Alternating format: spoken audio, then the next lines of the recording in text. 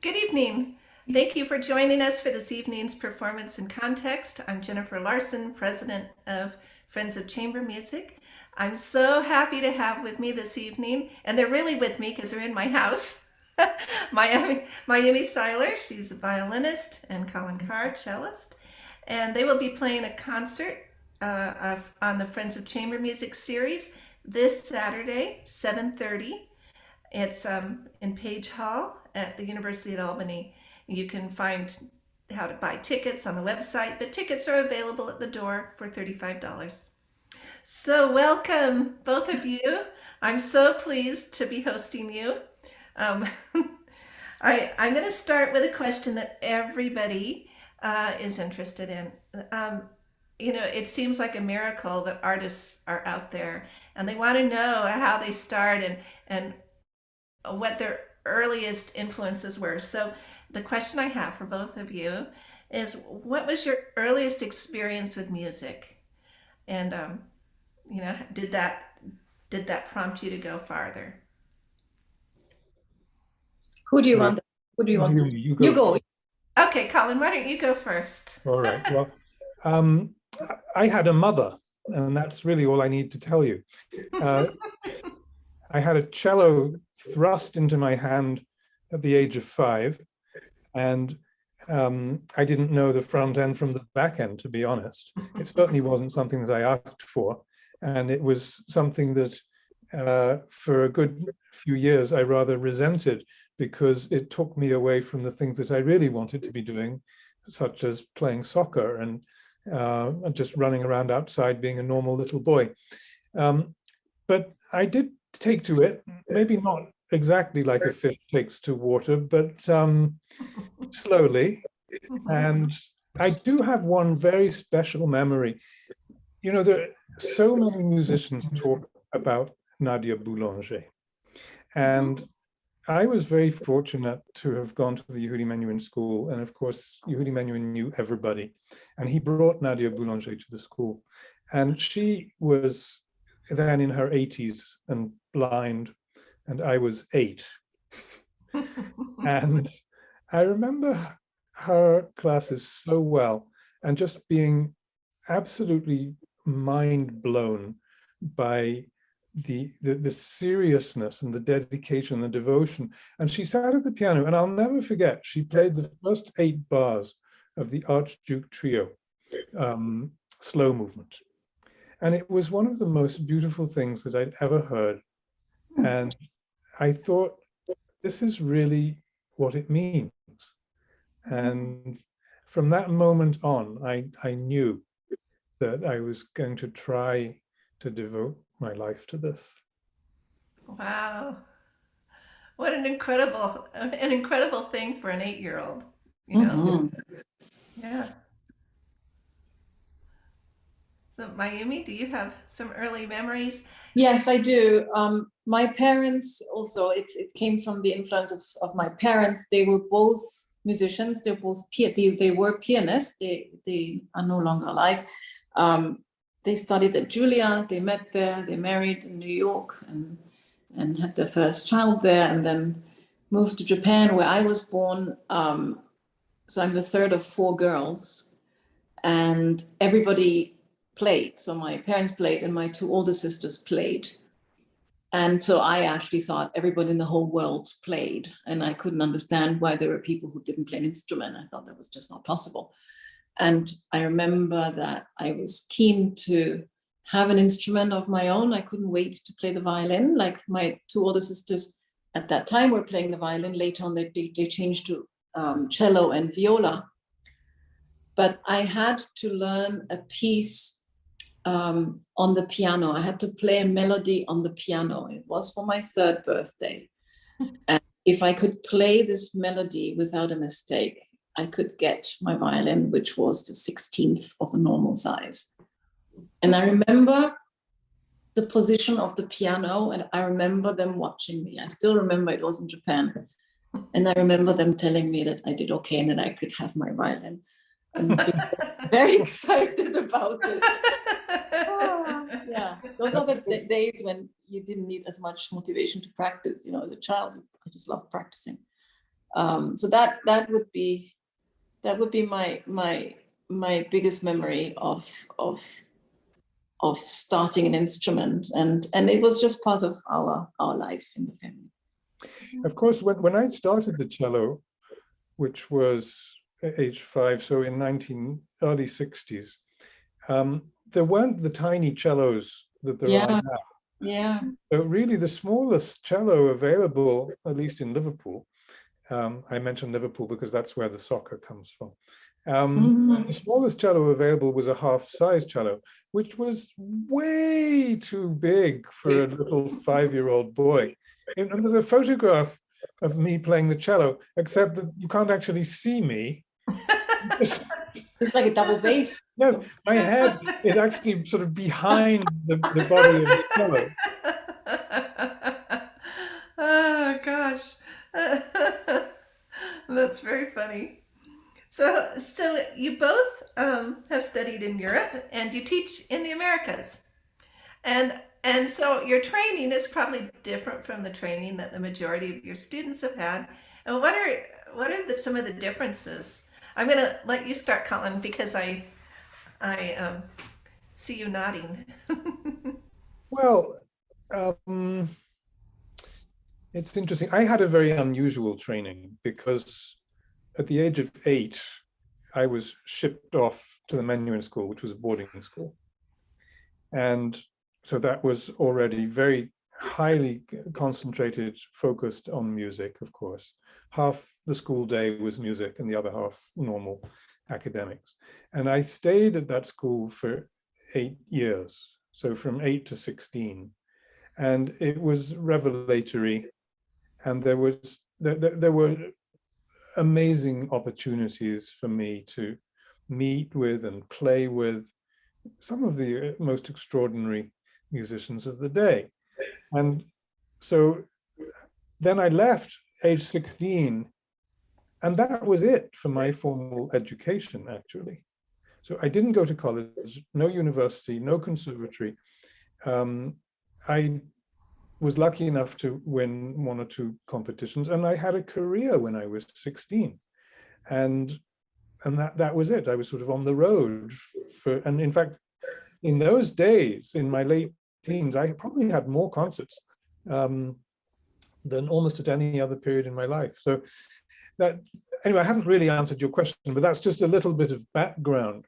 But to answer your question, actually, in the UK, and probably anywhere, actually, there wasn't really a cello pedagogy the way that there was violin. Mm-hmm. So there were teachers, of course, but there wasn't just a recognized pedagogy. Every teacher had his own way or her own way, and there were some great teachers, of course, but it hadn't been formulated the way that, for instance, Galamian and Dorothy DeLay did for the violin, or the Russian school of violin playing, or indeed Carl Flesch school of violin playing. That was all so very organized and systemized. Mm-hmm. And so cello was a free-for-all. And so, and what was extraordinary also in my time growing up was that there was a litter of cellists of my contemporaries. Mm-hmm. And there's no good explanation for this, but it was just like somebody having octuplets, something really unusual, that suddenly we were all these British cellists who were contemporaries growing up at the same time. I'm a very similar age to Stephen Isserlis, Raphael Wolfisch, Marius May, Robert Cohen. We all were growing up at the same time, different teachers, different ways of playing. But it was very, very interesting. And then I don't know how I ended up teaching in America. I think that probably what happened was I went to Marlborough and I did this young concert artists competition, and they took me on, and I got management. And so things gravitated towards the US. And then the amazing thing was that I bought my cello in 1983, not knowing how on earth I was going to pay for it. And in that same year, so this was age 25, in that same year, I was hired to teach at the New England Conservatory. And it was a godsend. It was just a job, which meant that some security, and I knew from that moment that I was going to be able to hang on to my cello. And then I just ended up in America, although I never fully ended up in America, because all this time I've lived in England and taught in the US, which is absolutely crazy, ridiculous, stupid way to live. But we decided that we wanted to have English children. And so we needed to live in England to do that. So I'm going to come back to you and follow up on what you said about going out into the world and performing at 16. But I'm going to cut to Mayumi first, because that's really interesting.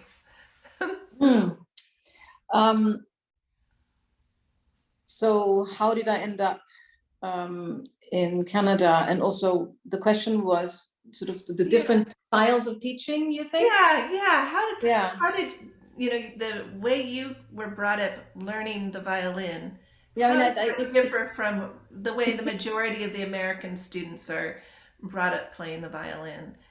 So I think I'm a little bit even a little bit more complicated, because I am half Japanese and half German. I moved to Austria, to Salzburg, when I was 6. I did my schooling, university there. Then I lived in England, in London, for 10 years. And then I moved to Canada for personal reasons. So there is this sort of Japanese side, which, wants to get things really right. And then there's this German side, which wants to get things really right. But also, I guess there's a little bit of sort of a free, I need my free wings. And having studied in Salzburg, I remember my first teacher in Salzburg after the one in Japan, he was an amazing musician, and he would just let me play anything. He would just, there was no, actually, I don't think there was enough structure, but he had a love for music, a passion for colors, a passion for phrases, which was really contagious.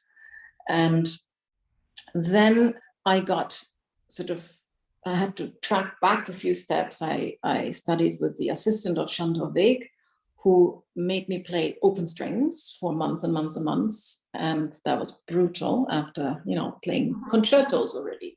And then I studied with Weg, and I would say he was a huge influence on me.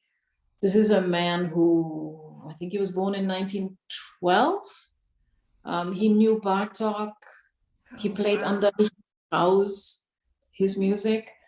Was great friends with Pablo Casals.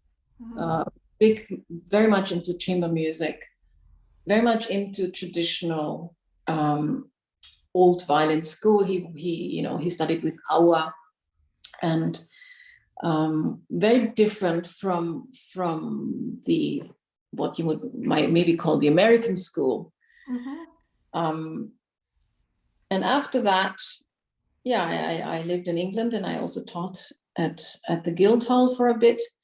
When I moved to Toronto, I lived there. I started a family, and was asked to teach at the Glencoe School, which is where I'm still teaching now. I hope to be able to bring some of these roots that were sort of,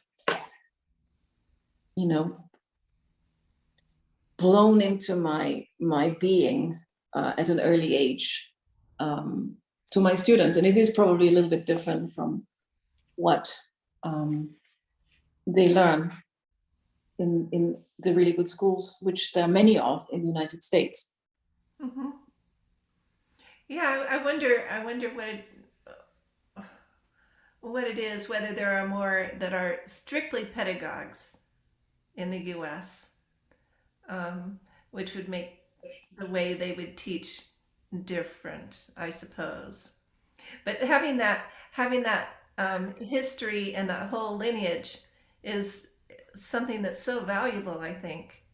Um, and it's valuable for students to hear about these people going way back. You know, this person played for Mhm. Bartok, or this Yeah, person had to say this about whatever. And yeah. Listening to Jean de Week playing Bartok was like reading a novel. It was so exciting. Every page, we couldn't wait to turn the page. What's going to happen next? oh, wow. That's for me. Storytelling is really what is the most important about music. Uh-huh. Yeah. So here's my follow-up question, and it's sort of we'll start with Colin. Um, when you go out and you're performing and you're so young, you're 16 or 17, and you you're just in the world doing it. How is it that you continue to grow? What are the things you do to continue to learn and grow and stay curious and get deeper into the music? Because you know, a 17-year-old has a certain um, way of relating to the world, but a 30-year-old has a different way of relating to the world. Well, my answer to that is the way I sort of feel about life, really, which is that one of the great tragedies of life is that we have all kinds of opportunities when we're young for which we're not ready. And I wish that life was reversed.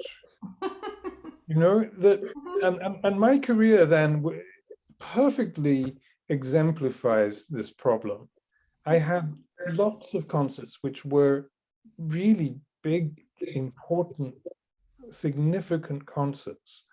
And I just wasn't really ready to do that. But there they were. And I sort of messed them all up, you know, and Sure you did. loads of bridges.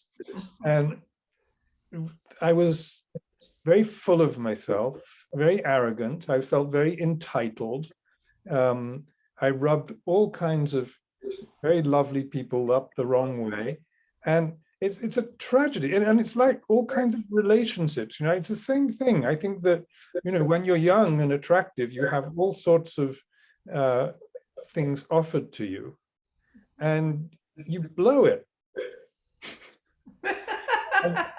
So that is my feeling. I'm trying to make up for it now. I'm much more serious now about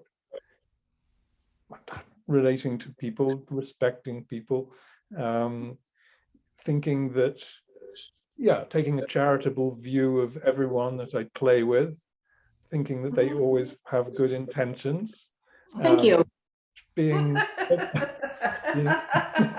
flexible, being adaptable, all these things that I wasn't when I was younger. Yeah. So have you become more daring as well? More daring. Yeah. More I fearless? don't think I don't think it's possible for me to have become more daring than I was when I was younger. I was very, very much over daring in every aspect of my life. And yeah, so I gambled and I drank and I drove too fast and that kind of thing. And Really? I won't tell you half of it because it's Oh, we didn't. too shameful for words. Oh, goodness. I don't know. I mean, I guess I wasn't thinking that way about being more daring. I know. I know I'm definitely I'm about your age, I think, and I'm definitely more daring now than I was when I was, 17. I was more self-conscious then. Right. And now I sort of don't care what other people think about me. I mean, I want to be friends with everybody and I enjoy people, but I'm certainly more daring. Um, I always think, well, what could go wrong? What's the worst that could happen? If you meant Yeah. more daring in performance, Yes, that's what I mean. that's an interesting question. See, all my life, I think that my relationship to the cello has been one of working very hard, actually. I mean, I've always been a big practicer. And what that does is that it gives you a certain kind of consistency, something that you can rely on, which for me was important. I didn't want to be in the position of just falling apart on stage. I've seen people in that position, and it was just something that I felt I couldn't allow myself to do. Now, I think that by then working to be consistent, that's fine, good thing to be consistent, but there's a danger of then losing the sense of daring and adventure. And I'm keenly aware of that. So, and I try to have both. But definitely the danger of practicing is to be routine and repetitive and mechanical, and to suck the joy out of what should be something thrilling. Yeah. So Mayumi, when you were performing quite young as well, I mean, but you've continued to grow, and so what is your process? What are the things that draw you in and make you want to I agree with Collin. I think the practicing is a sort of a constant that needs to happen. And if you know the piece, or you think you know the piece, or you think you know the notes 140%, then you can be there, and you can kind of free up, and you can do what you want to do. Whereas when you're not prepared, then you're sort of stuck in a frame of where it goes, and it can't go any further. But I think the most important thing for me is to always stay curious. Like, even with a piece I might have played many times, there's always things to discover and things to change, and look at it from a different window, and it actually has a different color altogether. So these things, I think, need to happen for me to stay curious and to stay humble. Yeah. I ran into a teacher one time who said that humility was the most important trait for somebody to have, because it made you open to learning. But you know what? Fake humility is one of the worst things of all. One of my favorite quotations was Golda Meir. Do you know this one? She said to somebody, "Don't be so humble. You're not that great." That's very funny. Oh, goodness. So I want to talk about your instruments and your approach to your instruments, but I want to follow where we are in this discussion with Bach, because I know that's those pieces you're playing, the Bach Cello Suite No. 4 in E flat major, and you must have played that when you were very young and over many, many years, and how you keep that fresh.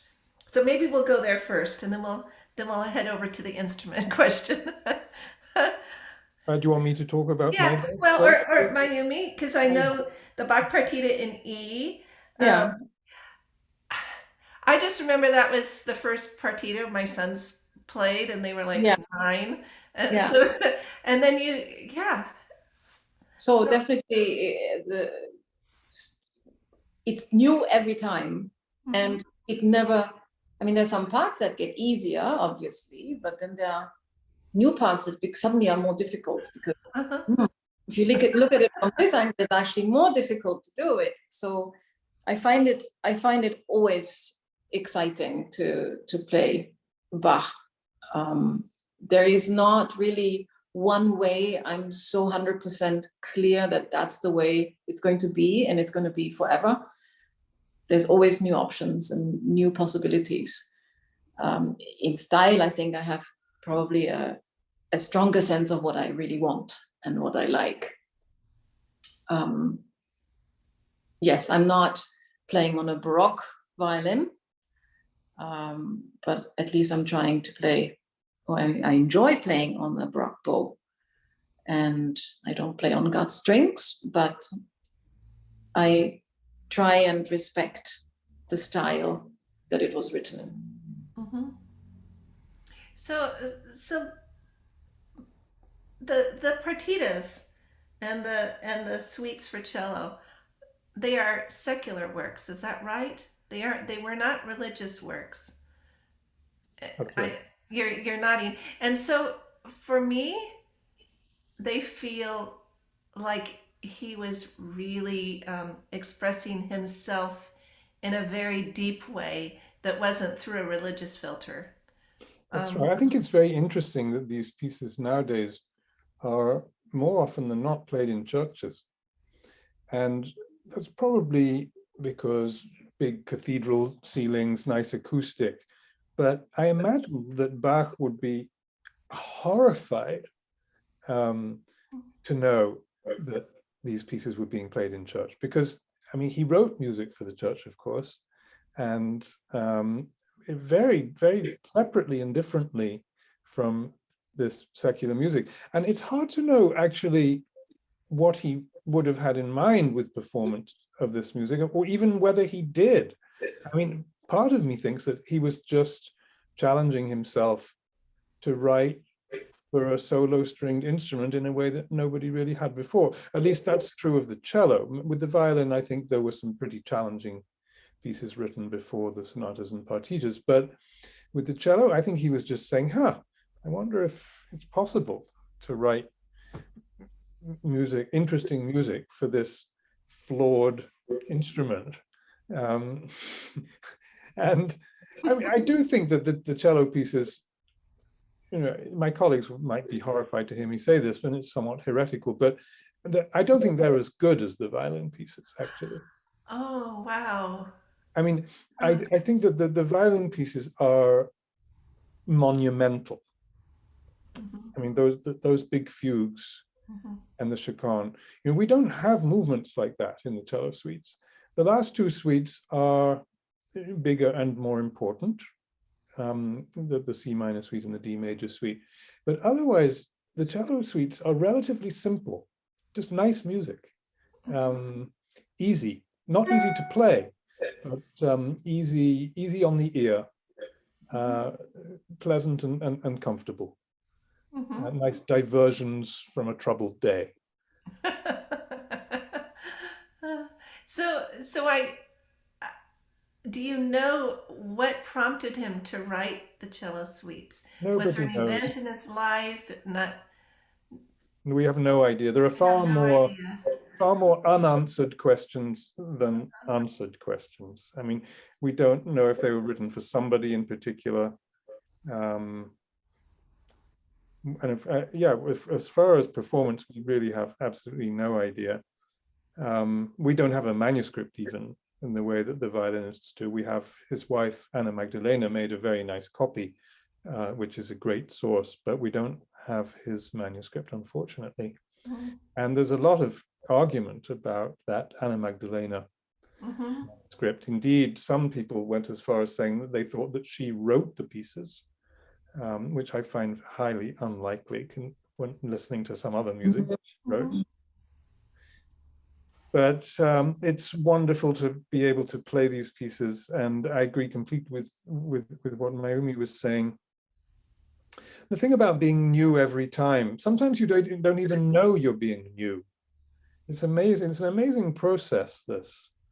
You know, you come back to a suite that you haven't played for a couple of years, and you start with it, and you don't remember actually how you played it, and so you start again. And I actually make a point of not writing anything ever into my music, partly for this reason, because, you know, if you write something in, somehow you feel partly duty bound to obey whatever you wrote next time you see it, and so that rather limits the natural evolution, in fact.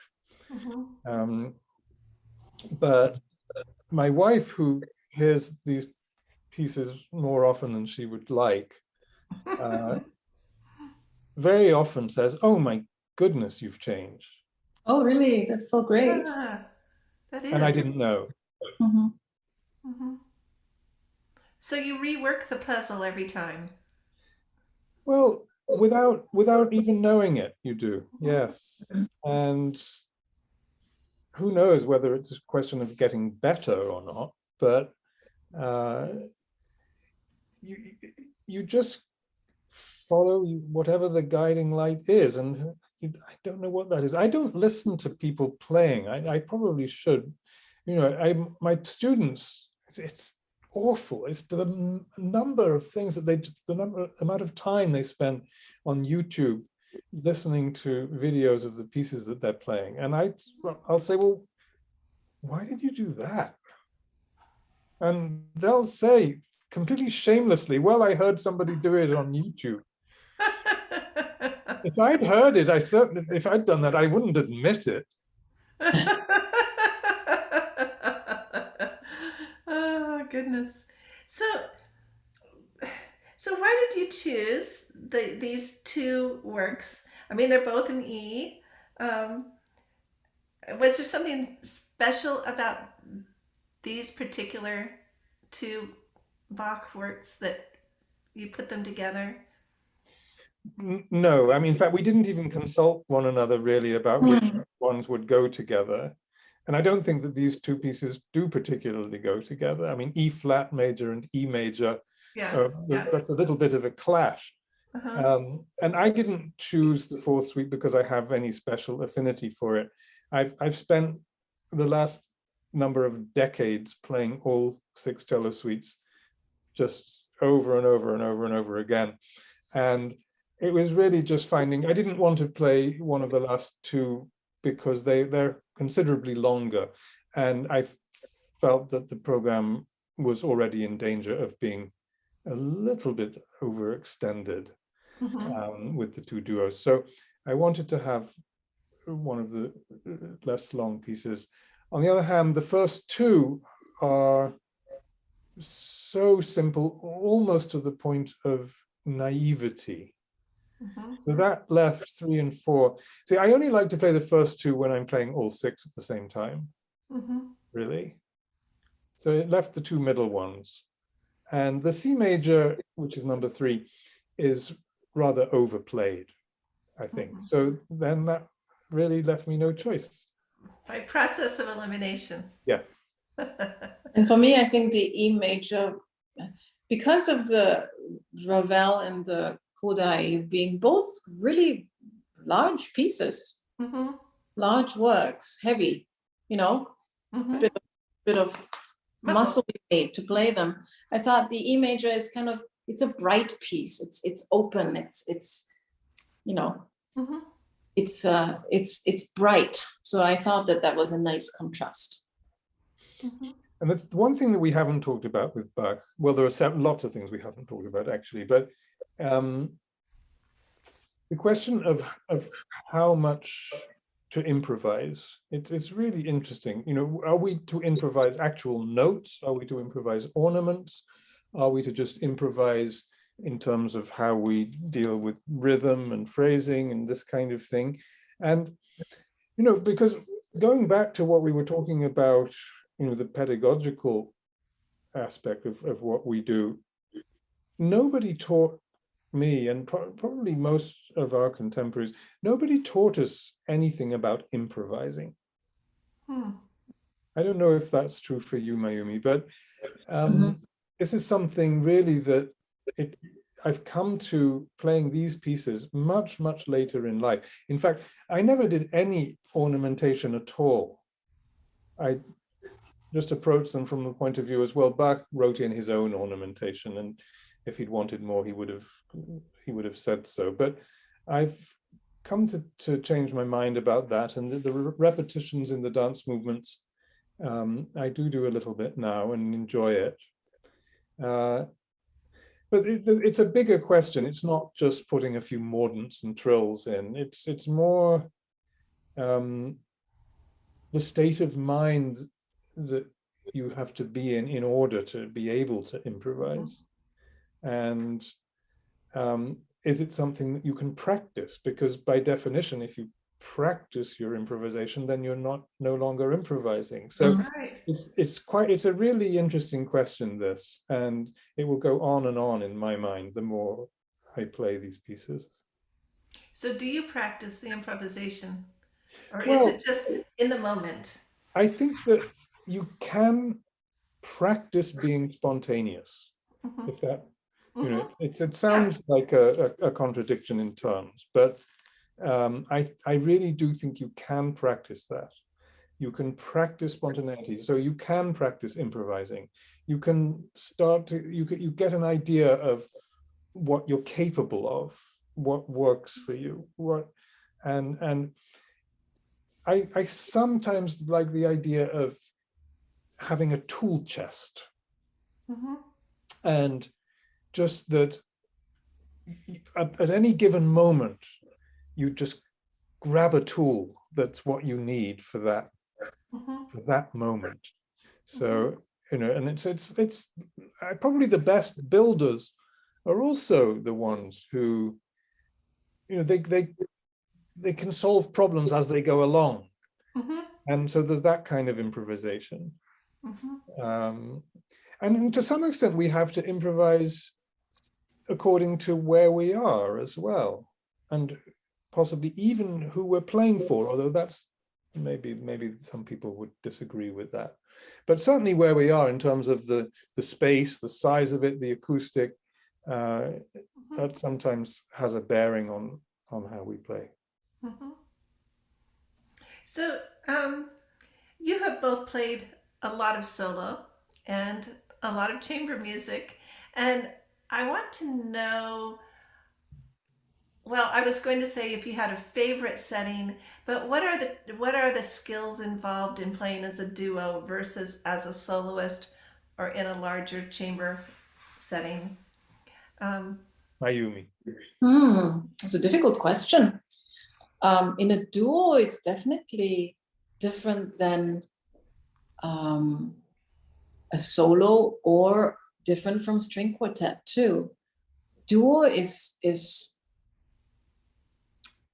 it's almost as if you have a twin behind you, mhm, and it's very close, mhm, but very separate at the same time.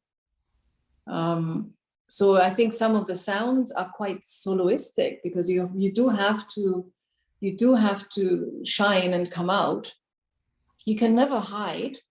mhm. And I think it's quite an exciting match, the violin and the cello. The Mhm, sounds are beautiful to weave in and out. I think you can make a lot of different colors. Always, who is more important at this point? Who is having the voice? Who is more accompanying? And then sometimes both are equal. mhm. I like playing these duos a lot. But my favorite, I don't know. I think I love playing string quartet, and I think that's probably also, having had three sisters I played string quartet with. Repertoire is probably the best you can have, and playing solo is again another setting altogether. Although I always feel like even playing solo, even playing a concerto, is still chamber music. So you need to listen. You need to listen to the orchestra. There is a dialogue, and it's never a monologue with accompaniment or something silly like that. Mhm. Yeah, I don't know if I answered your question. No, you did. You did. I think that what Mayumi just said at the end is really crucial about listening, because that's what really, everything that we do, that's the common thread. Whether you're alone on stage, playing with piano, playing with another string instrument, playing in a larger group like a quartet, playing a concerto, it's all about listening. So in a sense, it's all the same, because it doesn't really matter whether who you're playing with or what the other people are playing, or indeed if anyone else is on the stage at all. But this combination of violin and cello is very special. And you'll see in the concert, those of you who listen on Saturday, that these two duos are very, very different from one another. They were written at a similar time, around 1920, but the Ravel, the intertwining is extraordinary. That you just sometimes, for someone who hasn't heard the piece, you don't know who's playing what a lot of the time. And there's some moments where it actually sounds like string quartet.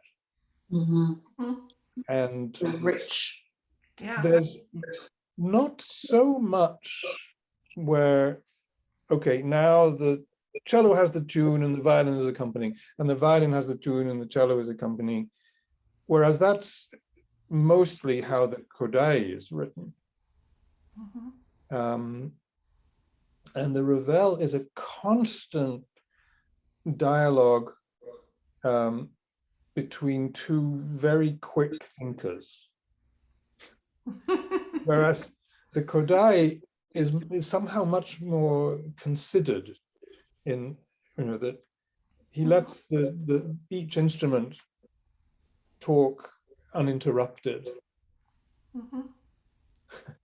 Huh.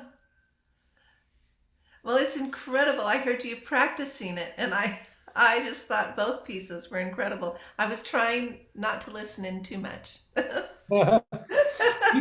I also agree with what Mayumi said about quartet. My big regret in life is never having had a serious string quartet. And I keep talking about my wife, but that's because I love her so much. But she says to me, in the way that wives say to their husbands, how can you be a serious cellist and never having played in a string quartet?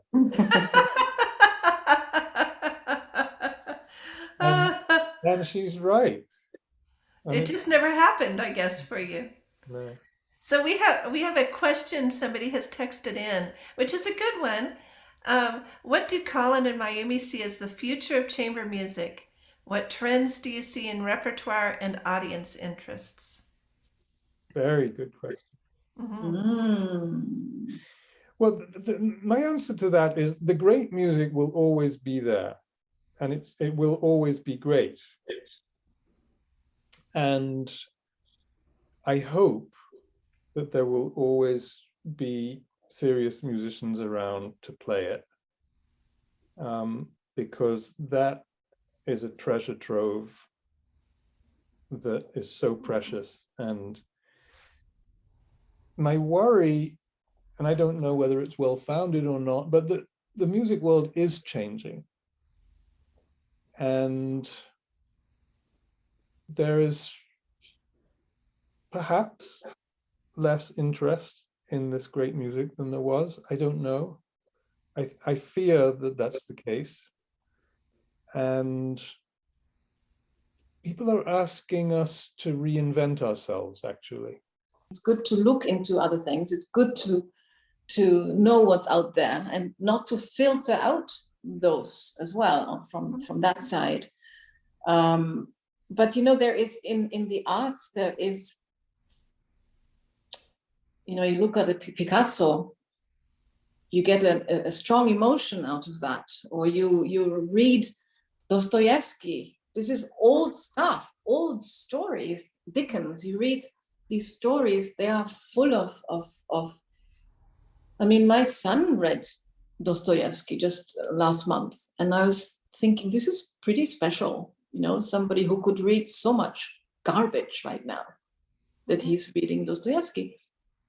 And this is kind of, for me, a little bit similar with music. So there's wonderful music that will stay, like Collin said, it will stay wonderful. It will always be wonderful. this will always, for me, music is our story. So these stories, music will always be great stories to be told, I find. Mm-hmm. And of the sea of new music that is being produced, there will be some that will stand the test of time. I'm sure. I'm positive of it. Yeah. Yeah. Undoubtedly. I wasn't, I should make clear that I wasn't saying that I don't think that there's any contemporary music worth playing. On the contrary, I think that, I'm finding new music all the time, which I think is hugely worthwhile and sometimes extremely entertaining. Mm-hmm. So, you know, but it does take time. And what I'm noticing with my students, which is very exciting, is, you know, they are looking for something different, and not just looking for different music to play on the cello, but different things to do with a cello.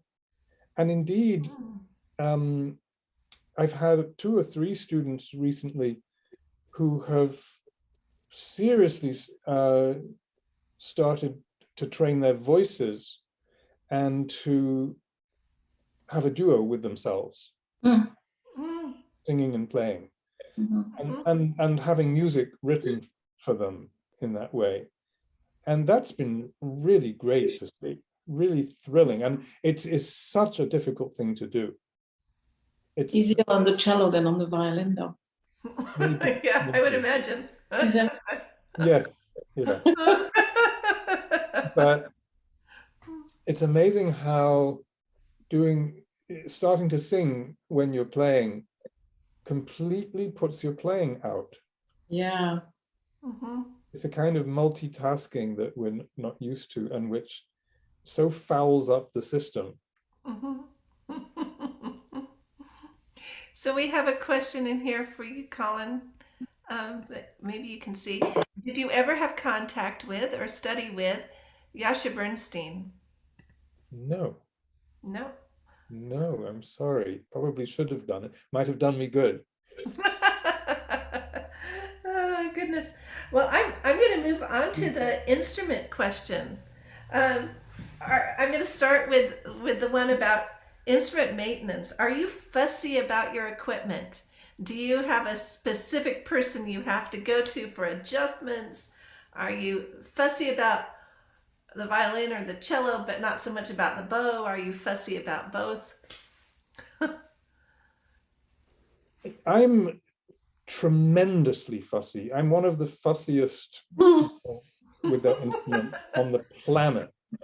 I arrived at your house today with a humidifier in the back of my car because I was expecting it to be very dry in Albany. And I was delighted to find that your music room had 2 humidifiers in it, so I didn't need to get mine out of the car. But that's the sort of person I am. I'm always thinking like that. I also travel with a glue pot.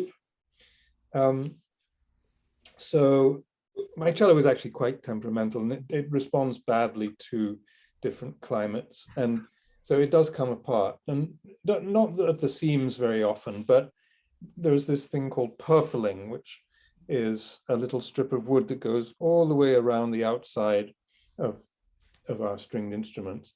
And that can come apart a little bit and start to buzz.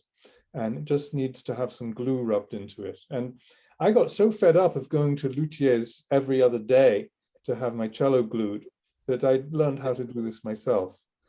So that's why I take my glue around with me, and I have saved countless hours, not to mention dollars, looking after the cello that way. But it is something of a burden to be that fussy, because sometimes I do feel that I can't go places. Yeah, it's tough, and I wish I were less fussy, actually.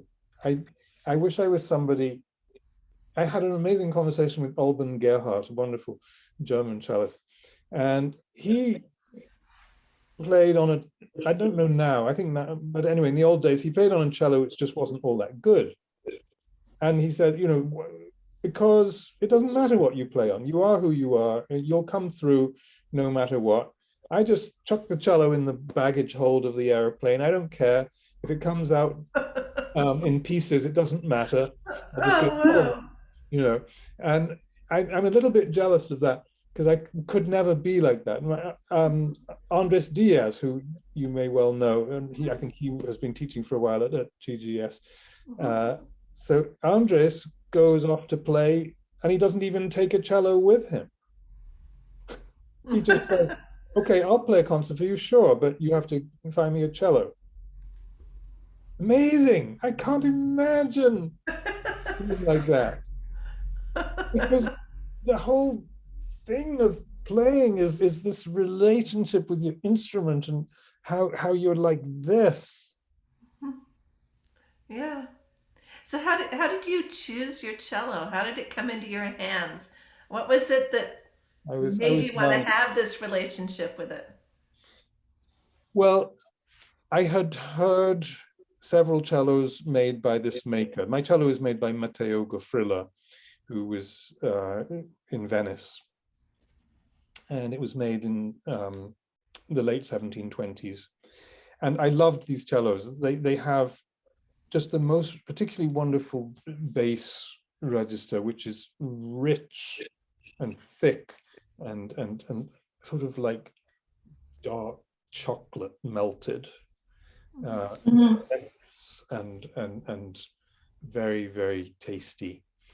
And so I was on the lookout for a Gofrilla cello, and I was 25 years old, and somebody told me that there was one for sale in Chicago, which was a particularly nice one. And so I got on a plane and I went to Chicago. It wasn't a dealer. It was an old man with a Gofrilla who'd really finished playing. And he wanted a younger person to have it, but he wasn't going to give it away. And so we found each other, and it was a very good find, because I loved it from the moment that I played 2 notes on it. And he could tell, and he was very happy that it should go to me. And even though I just, of course, didn't have the money to buy it, so we worked something out, and he gave me 5 years to pay for it. And I said, yes, deal. Really not knowing even then how I would pay for it in 5 years. But that I've already told you about, getting the job, right. having concerts. And so I was just very, very lucky. And of course, these instruments now have just skyrocketed in price. I mean, a young musician now has no chance of buying an instrument like that themselves. It's just not possible. And so nowadays, the way it works is for foundations and investors and donors who are interested in young musicians. And there's a system in place now, and it does work. And a lot of young people are finding great instruments, but it's a different process than it was then. We have one of the participants, I think, I can't see everybody who's here, told me that she plays a Gofrilla, a violin. And so she was really, she wanted to know about your cello for sure. Mayumi, you play a very special violin. Yes, so my own violin is a Guadagnini, which took a long time to buy, longer than 5 years, Colin. But then recently, well, it's already a few years now, an investor wanted to buy something special. So he asked me to find him a Stradivarius, which I did. And I guess the reward for finding it is that I can play on it. Until I hear from him, I'm playing on it. So this is a Stradivarius, the earlier ones from 1682. And it is an interesting relationship because I feel a little guilty for my own violin. It's like, because I have that very, very tender and close relationship with my own violin. I know it inside out. I know exactly how it's going to react to every little motion. And with this Stradivarius, it's kind of a challenge, but it's a very exciting challenge because I still don't really know it as well. Obviously, I haven't been with it for so many years, but also it's got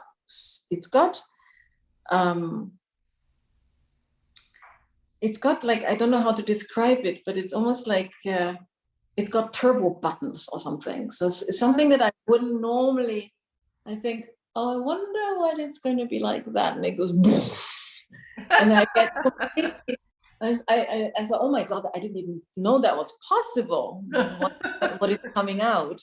So it's still, and then there are other things which it's not so easy. I have to work a little harder on that angle.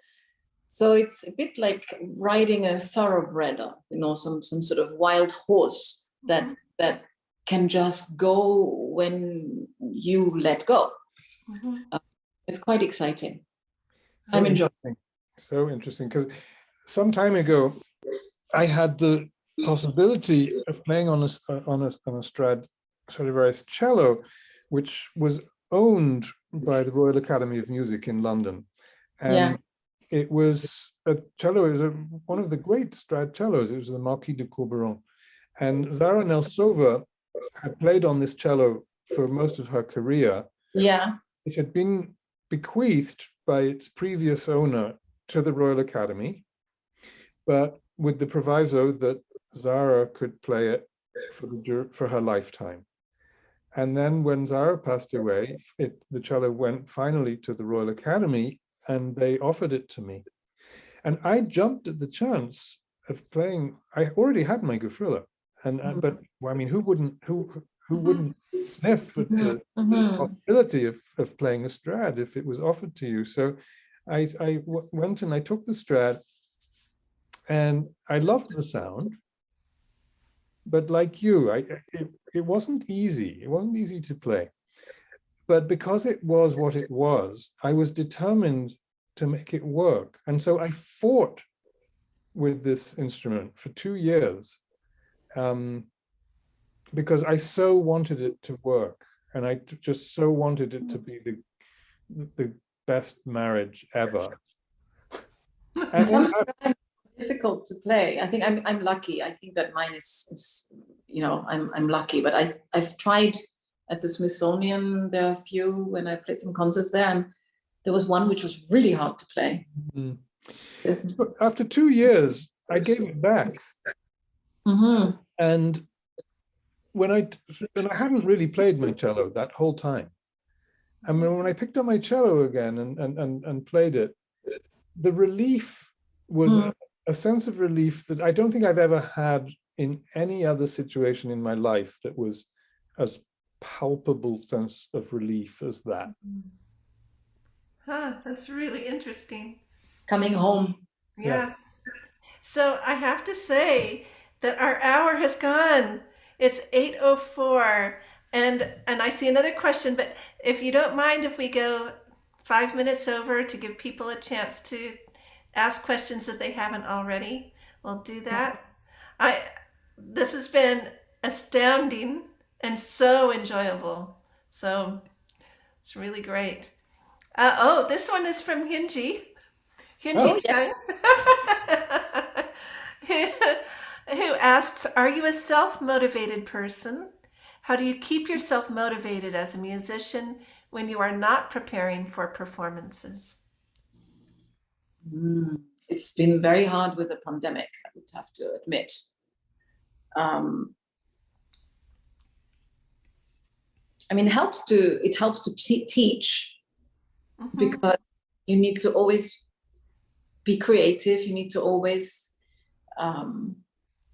challenge yourself.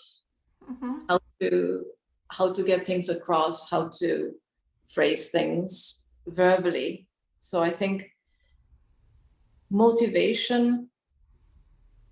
I mean, I had times in my life when it wasn't motivation, it was pure self-drill, which was painful and torturous.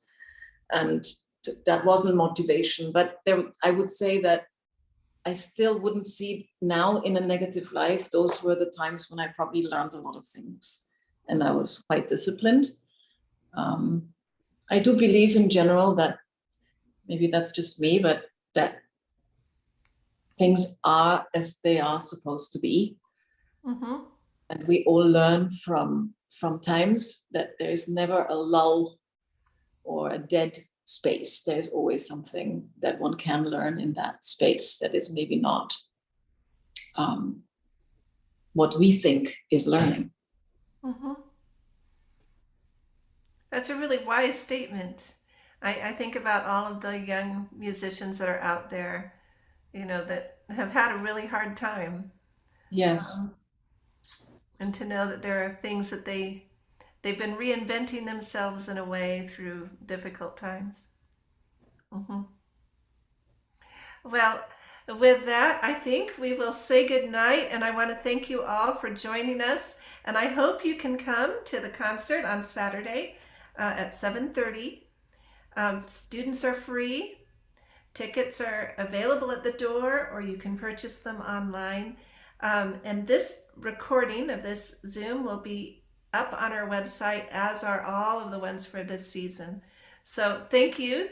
Thank you, Mayumi. Thank you, Collin. It's been a pleasure. Thank you. It was fun. Good night, everyone.